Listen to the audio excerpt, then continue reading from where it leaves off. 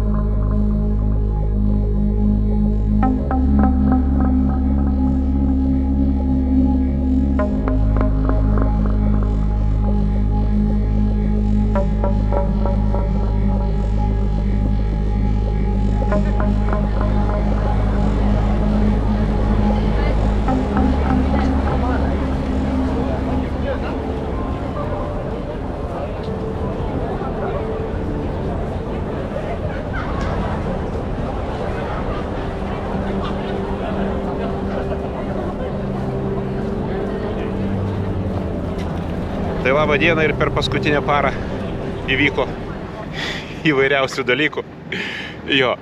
Įvyko įvairiausių dalykų ir mes esame Tokijo. Mes esame nuostabėjame mieste Edo, kuris vadinasi Tokijo. Edo jisai vadinosi anksčiau kažkada. Tai per praeitą parą, kaip ir sakiau, įvyko daug įvairiausių atsitikimų, pradedant nuo to, kad mes atvažiavom į Tokijo ir aš palikau telefoną traukinį. Tiesiog tvarkingai priekyje į sėdynės laikiklį priekyje esančios pasidėjau telefoną ir skubėdami su išlipom lagaminus ten paimti reikėjo visokius daiktus, viską ir telefonas ten ir liko gulėti. Va, šitą viską aš supratau maždaug po minučių 3, kai mes jau buvome stoti ir aišku Šinkasenas jau nulėkė tolyn į 300 km/h greičiu.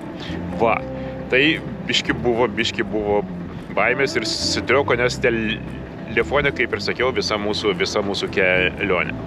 Nelaikykit visos kelionės viename telefone. Visada pasidalinkit su draugais ir tada bus jums saugiau. Va, gerai, bet aš ne apie tai. Tai kadangi mes Japonijoje, civilizuotai šaly, tai nuėjau į Lost and Found. Tai yra ten, kur pametė visokius lietsargius ir piršnes ir tau juos sugrąžina, o koks vėjas dabar pučia tokį. Tai va, ir sakau, tai aš palikau telefoną. Mergaitė man sakė, jo, gerai, viskas, sakė, tvarkoj, mes tuoj pasižiūrėsim, nuėjo, pasižiūrėjo, kažkur pažiūrėjo, sakė, nėra. Jo, teisingai. Jinai paskambino į traukinį, taip, važiuojant į traukinį, mašinistas paleido vairalazdės, traukinys tuo momentu važiavo nevaldomas ir jisai greitai nubėgo iki mūsų 53 A vietos ir pasižiūrėjo, sako, nėra telefono. Blemba, kaip aš susinervinau, galvojau, vagis pavogė. Galvojau, viskas, japoniški vagis nusinešė mano telefoną, pavogs dabar visus mano banko prisijungimo kodus, visas mano nuotraukas išdės į internetą ir vienu žodžiu bus viskas labai blogai. Tai ta mergaitė labai malonė, sako, ateik, sako, ryt. Ateik, sako, ryt, galbūt šansas yra bus. Tai va. Tai mes tada ką, mes drožėm iki viešbučio, kuriame yra self-check-inas ir aš neturiu jokių kodų. Aš nežinau, kur tas viešbutis yra, nes viskas yra telefone. Tai šiaip ne taip, kitam telefone pasidariau internetą, susižinojau, kur tas viešbutis, pasitikslinau pagal viską, bet tai elektroninio pašto tai aš neturiu savo. Jo. Ir atsimenu, kad pašto dėžutės yra ten pašto dėžutė, pasukus kažkokią tai pašto dėžutės pasukimą, ten pasukti reikia 2 kartus ten į vieną pusę, 2 kartus į kitą, atsidarys pašto dėžutę, gausi ten raktelius nuo savo kambario. Ok, bet pašto dėžutės numerio tai aš nežinau. Gerai, radom mes tą viešbutį, iš manęs čia juokėsi visi. Šiaip tai prisirinko jau japonų aplinkui ir visi klauso labai įdėmiai. Jo. Jo. Tai vienu žodžiu stoviu aš prieš tas pašto dėžutės ir galvoju, ką dabar daryti. Galvoju, gerai, tai aš lietuviškai įkišiu pirštą į pašto dėžutę ir pamakalosiu, gal surasiu. Vieną kartą, antrą kartą, trečioji pašto dėžutė aš suradau mūsų viešbučio raktus. Įkišęs pirštus. Paskui prisiminiau kodą ir atidariau tą pašto dėžutę, tai pasirodo iš tikrųjų tą ir mes patekom į viešbutį. Tai va, tai aš kaip senas vagis patekau į viešbutį be jokio selfie check-inų ir viską. O šiandien ryte mes atvažiavom vėl iki stoties į Lost and Found ir mergaitė sako, sako, yra tavo telefonas, va, sako, mes su radom, pilotas jį laikė pas save visą naktį, pas save kišenėje. Tik pasiskundė, sako, žadintuvas pas tave buvo nustatytas 6 valandai ir pilotas vargšas blemba prabudo, kai tas mano telefonas pradėjo skambėti. Bet viskas tvarkoja, viskas, aš padėkojau, labai ačiū jiem. Tarp kitko, šiandien yra imperatoriaus gimtadienis.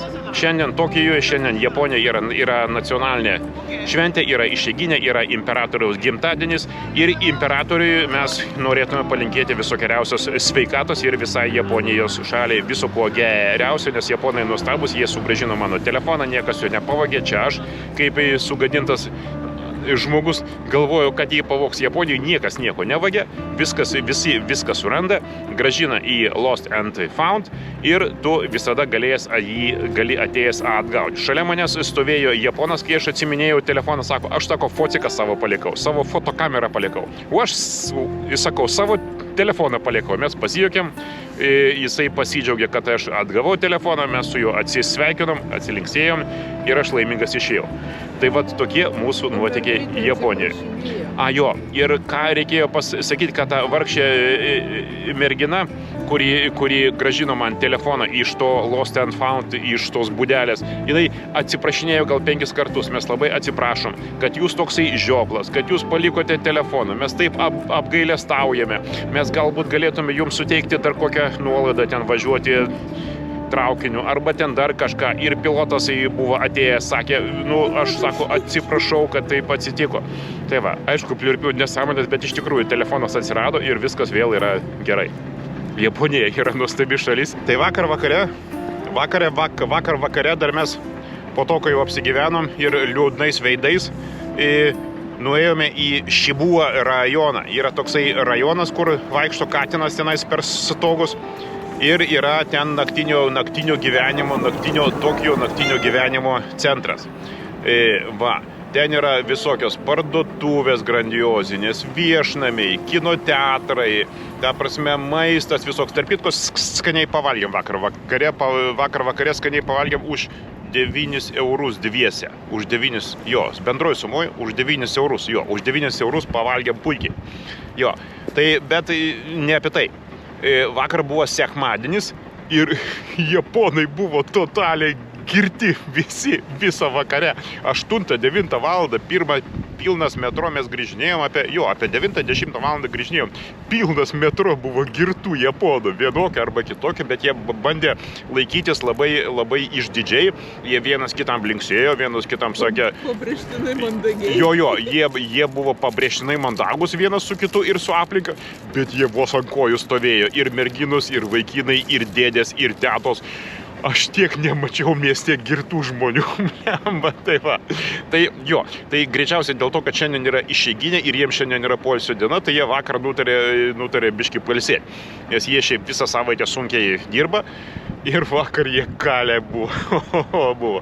Tai va, Shibuya rajonas toksai paliko dvejopą įspūdį. Naktį, dieną jisai atrodo kitaip, dar reikėtų nuvažiuoti dieną pasižiūrėti, nes toksai nuodėmių miestas, toksai Sin City.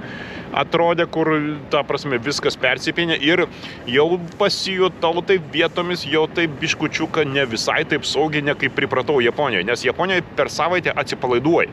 Tu atsipalaiduoji, nes yra totaliai, absoliučiai saugu ir tu tiesiog, jau nebegalvoji apie tai, vaikštai atsipūtę. Tai vakar šį jau buvo truputėlį kitaip, bet buvo įdomu. Realiai buvo įdomu ir vertėtų dieną pamatyti visą tai.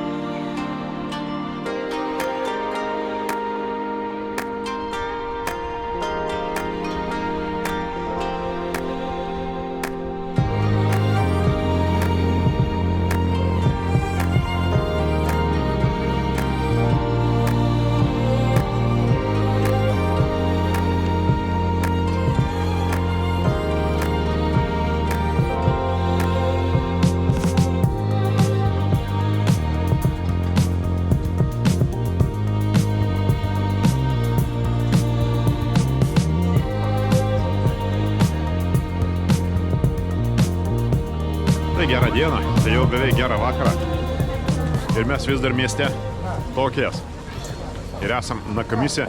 Nakamise Dori vadinasi šitą gatvę. Va, čia yra visas rajonas toksai labai įdomus.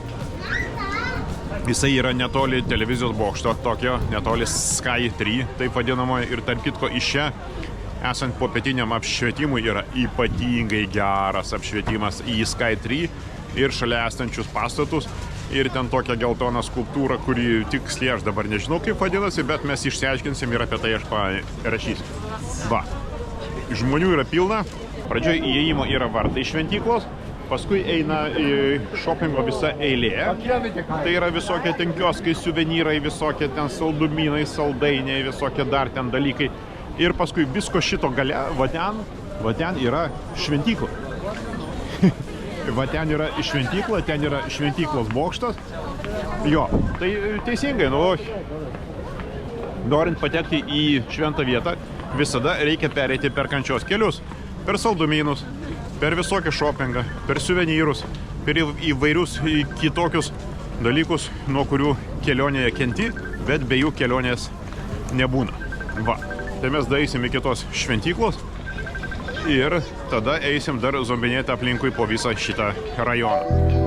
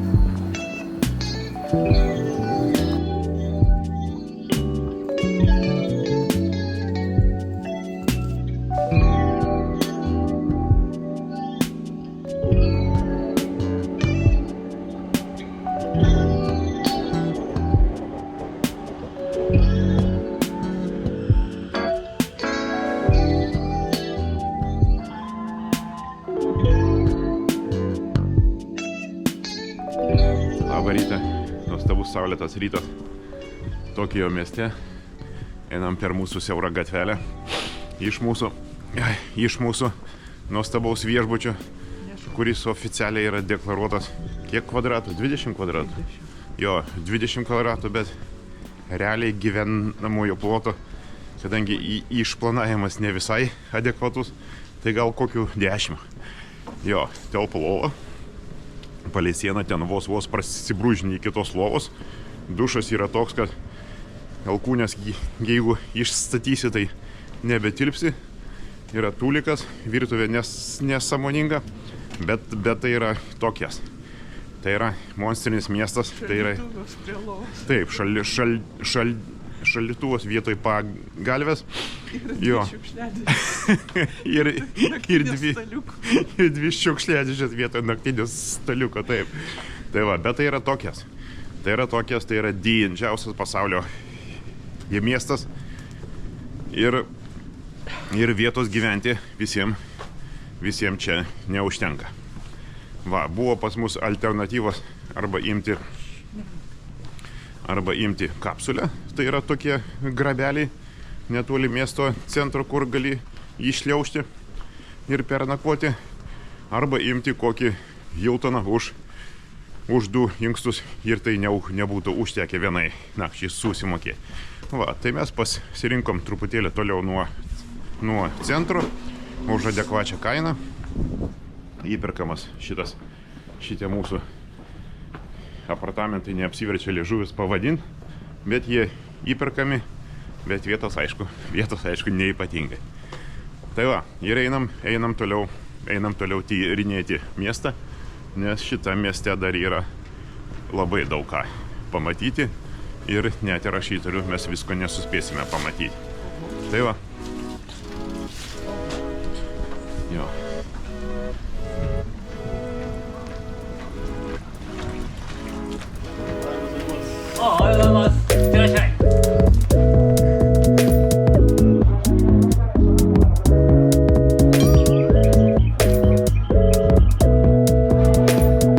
Važiavom traukinį kaip silkę, kaip japoniškos silkės statiniai.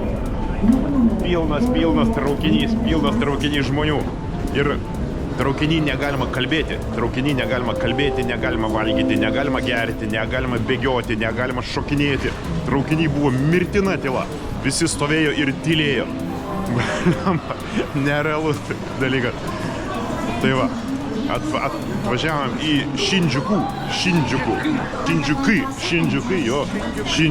Šindžiukai vadinasi, va. Jo, tai einam pasižiūrėti, kaip atrodo nuodėmių rajonas dienos metu iš pat ryto. Visi miega ir nebenuodėmiauja greičiausiai.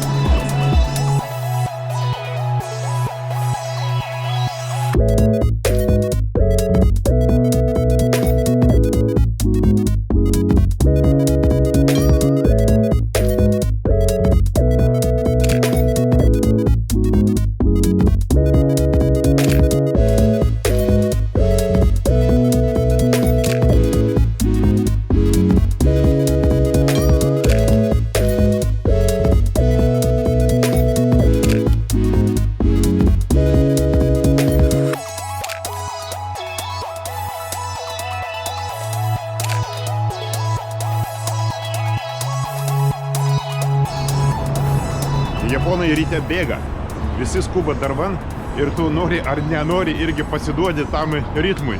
Šitą, nors ir niekur skubėti kaip ir nėra reikalo. Bet tu kaip išprotėjęs pradedi bėgti kartu su visais, tokiu pačiu greičiu. Labai geras jausmas yra.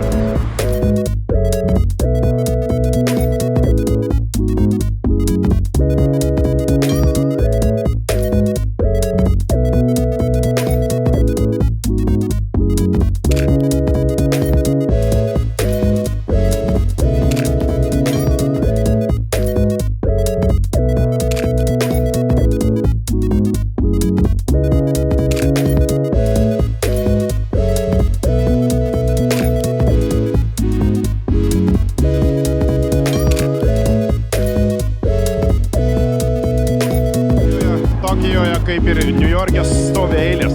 Stovi eilės prie kabokų, stovi eilės pavalgyti, stovi eilės parduotuvėse, stovi eilės, va, atsidarys parduotuvė ir stovi jau žmonių eilė, laukia, kol jinai atsidarys. Va, tuoj, va, ten už žmonės atsidarys parduotuvė ir tenais žmonės rausis į tą parduotuvę, ten kažką tai gero jiem duos nusipirkti. Arba nuolaidos bus, arba kažkas tai tokio unikalaus, reto ir neįtikėtinai gražaus. Tokies po truputį pradeda ėsti mūsų laiką. Toks jausmas atsiranda, tu ateini kažkur, nu aš čia trumpai pabūsiu. Žiūri, paskui blemba, pusę valandos praėjo, valanda praėjo, o tu vis aplinkui čia ratais sukiesi. Laikas bėga čia labai greitai.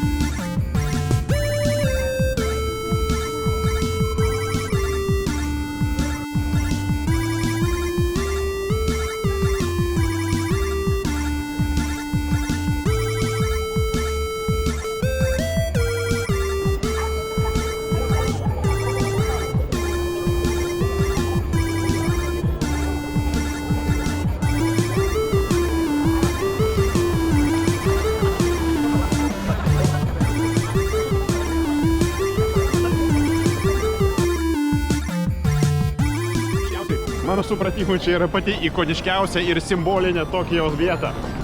Jo, jūs teisingai suprato, čia yra garsioji Šibuja perėja. Nuostabus Tokijo oras, nuostabi diena, aš žiūriu, kad manęs nepertrenktų čionai. Tai va čia yra garsioji Šibuja perėja ir mes esam toj perėjai, kur per vieną kartą praeina po 2,5 ar 3,5 tūkstančiai žmonių, tuoj mane mašinos pervažius, bandysiu dar iš kitos pusės pereiti.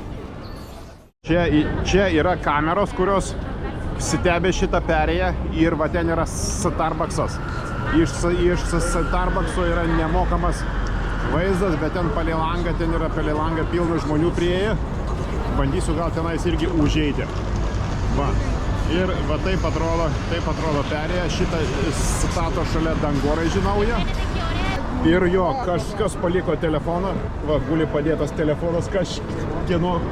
Jo, bet čia ne mano telefonas pas mane kišenėje, aš turiu savo telefoną vietoje.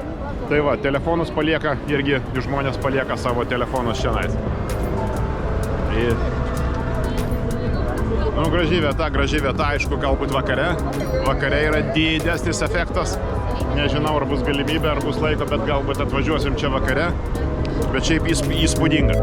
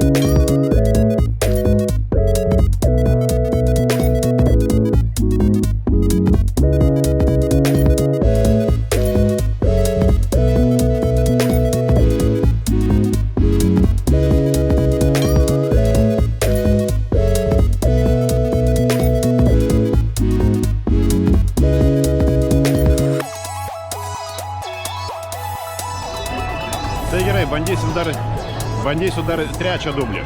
Bandau trečią dublį, nes pirmi du neišėjo. Tai mes esam prie dar vienos Tokijo įžymybės, prie šunio Hatiko. Jo, labai jautri istorija. Yra net filmas apie šunį Hatiko su Richardu Gyru, jeigu neklystu. Jo, apie šunį, kuris laukia savo šeimininko. Kuris ištikimai laukia savo šeimininko ir aš tai manau, kad tai puikus simbolis visiems šunim, kurie laukia savo šeimininko ir visiems šeimininkam, kurie turėjo šunį ir šuo išėjo, va.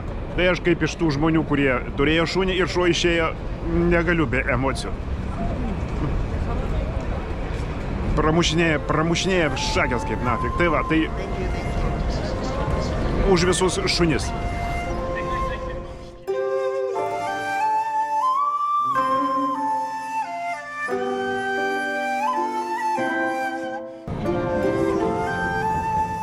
Atsidūrėm šiaip truputėlį užmesti tokį ir neatsitiktinai. Mes specialiai čia važiavom, nes čia yra katinukų pagoda, čia yra katinukų šventykla, vėlgi topinė vieta, bet šiaip labai yra gražus parkas, labai yra gražu, labai yra įdomu ir einam pasižiūrėti katinukų.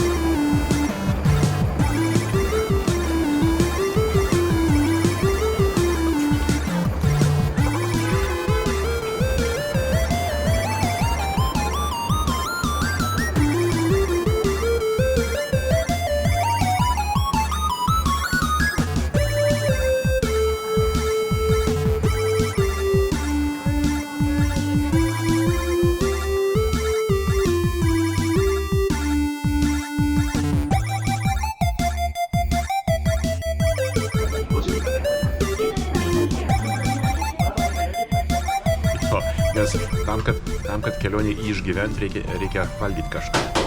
Va, atėjom lyg tai kinai čionais yra, ta prasme, nes kalba kiniškai. Jisai su savo dukra kalba kinų kalba. Tai nieko čionais nesuprasiu su telefono vertėju čia, kiek išsiverti, kur čia kas yra, tai matau, kad yra parašyti dienos patiekalai. Jisai parašys ant lentelės, ką jisai gamina, patiekalas A ir patiekalas B. Tai yra tai, ką jisai daro šiandien. Tai sakom, tai mum A ir B tada duok. Jisai išsitraukia baklažaną, rankui sako, vasa, sako, čia vienas patiekalas bus su tokiu daiktu. Tinka? Tinka, sakau. Su baklažanu tinka. Ok, gerai. Tai jisai vieną kompleksą jau padarė, dabar gamina kitą. Bet šiaip maistas atrodo visai neblogai ir čia jisai jį gamina iš karto ant tokių polės gamina. O, jau neša kitą kompleksą. Jau šitą neša jisai kitą kompleksą man. O, arigato. O, čia tai maistas, bet čia tai aš suprantu. O čia yra superinis maistas. Va, čia yra mano maistas, o čia yra irgi mano maistas. Bus tavo, taip. Tai vienu žodžiu, pirmą kartą pakliuvau į tiek žmonių. Einam dabar į traukinį, kad parvažiuoti iki viešbučio. Ir yra tokia masė žmonių. Yra taip tamsu. Nežinau, kiek ten bus traukinį dabar žmonių. Bet mes bandysim kažkaip įlipti į jį.